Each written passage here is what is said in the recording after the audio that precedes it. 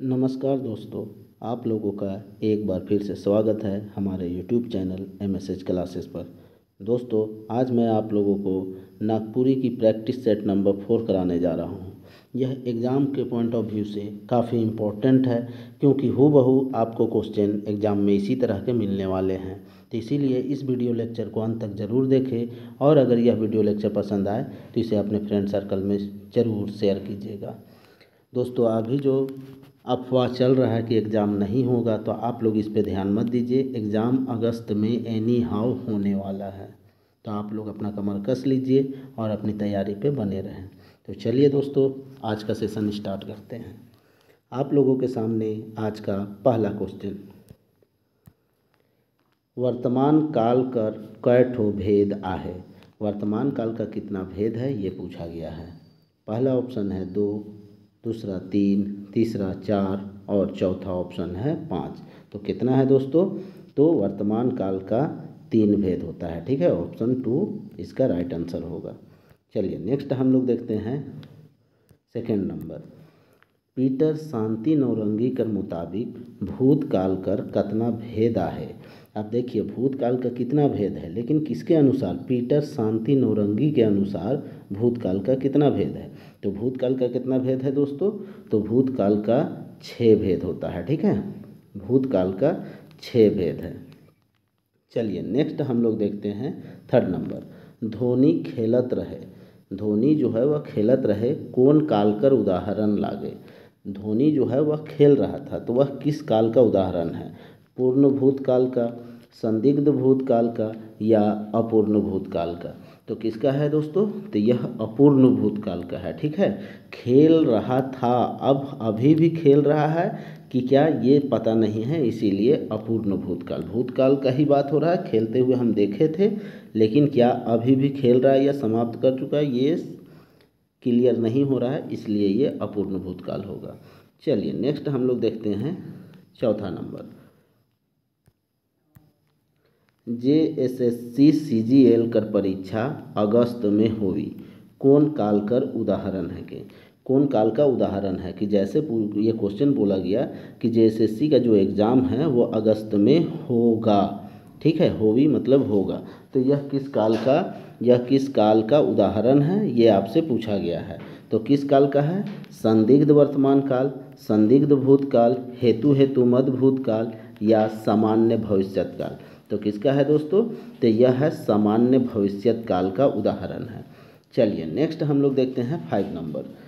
गुणवाचक विशेषण कर कै ठो भेद होवेला। गुणवाचक विशेषण का कितना भेद होता है? तो गुणवाचक विशेषण का भेद जो है वह 5 होता है। ठीक है, चलिए नेक्स्ट हम लोग देखते हैं 6 नंबर। मिल्खा सिंह तेज दौड़ेला में कौन अव्यय है के? मिल्खा सिंह जो है वह तेज दौड़ता है। ठीक है, तेज दौड़ता है, इसमें कौन अव्यय है ये आपको बताना है। इस वाक्य में कौन अव्यय है? मिल्खा सिंह अव्यय है, दौड़ेला अव्यय है या तेज अव्यय है? तो कौन सा है दोस्तों? तो इसमें जो तेज है वह अव्यय है। ठीक है, चलिए नेक्स्ट हम लोग देखते हैं 7वां नंबर। मोरहा बदमाश निकललक।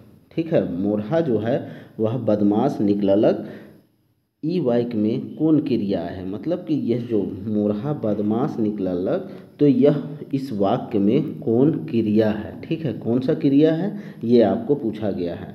ठीक है, अकर्मक क्रिया, एक कर्मक क्रिया, सकर्मक क्रिया या द्विकर्मक क्रिया? तो कौन सा है दोस्तों? तो यह अकर्मक क्रिया है। ठीक है, चलिए नेक्स्ट हम लोग देखते हैं 8वां नंबर। अध कचरा में अध का है के? अध कचरा में अध जो है वह क्या है? समास है, उपसर्ग है, प्रत्यय है या केव नहीं? इसमें से कोई भी नहीं। तो क्या है दोस्तों? यह उपसर्ग है। ठीक है, अध कचरा में अध जो है वह पहले लगा है, तो यह उपसर्ग है। ठीक है, चलिए नेक्स्ट हम लोग देखते हैं 9 नंबर। निश्वास में कौन उपसर्ग है के? निश्वास, ठीक है, निश्वास में कौन उपसर्ग है के? कौन उपसर्ग है? नि उपसर्ग है या नीर उपसर्ग है या निशा उपसर्ग है या निस उपसर्ग है? तो कौन है दोस्तों? तो निस उपसर्ग इसमें लगा हुआ है। चलिए नेक्स्ट हम लोग देखते हैं 10वां नंबर। जे शब्द विशेषण कर विशेषता बताएला उके का कहल जाएला। जो विशेषण का विशेषता बतलाता है उसे क्या कहा जाता है, ये आपसे पूछा गया है।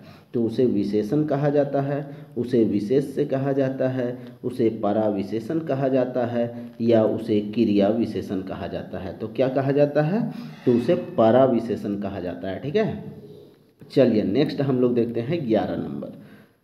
11 नंबर क्वेश्चन है, राम नरेश त्रिपाठी ग्राम गीत के कई भाग में बांट रहे। राम नरेश त्रिपाठी के अनुसार ग्राम गीत को कितने भागों में बांटा गया है, तो कितने भागों में बांटा गया है दोस्तों, तो 11 भागों में बांटा गया है ग्राम गीत को। ठीक है, चलिए नेक्स्ट हम लोग देखते हैं 12 नंबर। श्री भोले राव ने लोकगीत के कई समूह में बांट है। भोले राव के अनुसार लोकगीत को कितने भाग में बांटा है भोले राव, तो भोले राव ने कितने भाग में बांटे हैं, तो यह आपका 4 भाग में बांटे हैं। ठीक है, चलिए नेक्स्ट हम लोग देखते हैं 13 नंबर। डॉक्टर श्याम परमार ने लोकगीत के कई भाग में बांटे।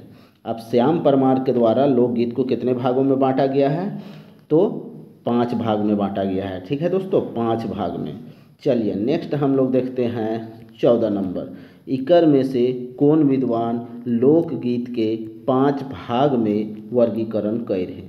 लोकगीत को 5 भाग में किस विद्वान के द्वारा वर्गीकरण किया गया है, कृष्णलाल हंस के द्वारा, श्यामचरण दुबे के द्वारा, तेज नारायण लाल के द्वारा, या कृष्णदेव उपाध्याय के द्वारा। किसके द्वारा, तो दोस्तों कृष्णदेव उपाध्याय के द्वारा लोकगीत को 5 भाग में बांटा गया है। ठीक है, चलिए नेक्स्ट हम लोग देखते हैं 15 नंबर।